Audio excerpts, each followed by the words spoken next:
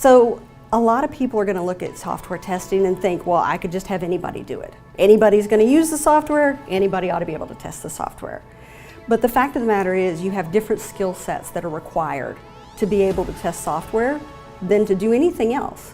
If you've got a good developer, they may not make a good tester. In the same way that a good carpenter is not necessarily a good home inspector.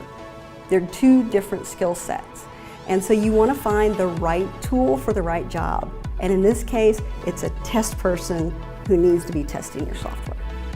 The first person that you really need to hire if you're starting a new QA team needs to be somebody really experienced. The reason is because that person can be a jack of all trades in QA and do whatever you need them to do.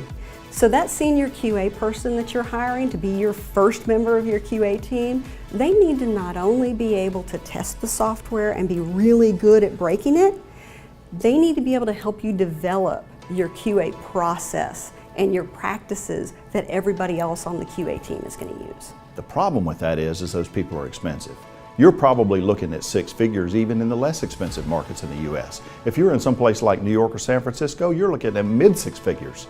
So going all the way back to when we founded Provaré, one of the reasons that I founded the company is that I found that maybe 1 out of every 6 or 8 testers is actually any good. If you try to do that hiring yourself and you're not experienced at hiring good people, you've got a lot higher probability of getting that 7 out of 8 than you do out of that 1 out of 8. So if you have a need, if you have a question, feel free to look around, see if you find what you need. And if you don't, give us a call. We're happy to talk with you.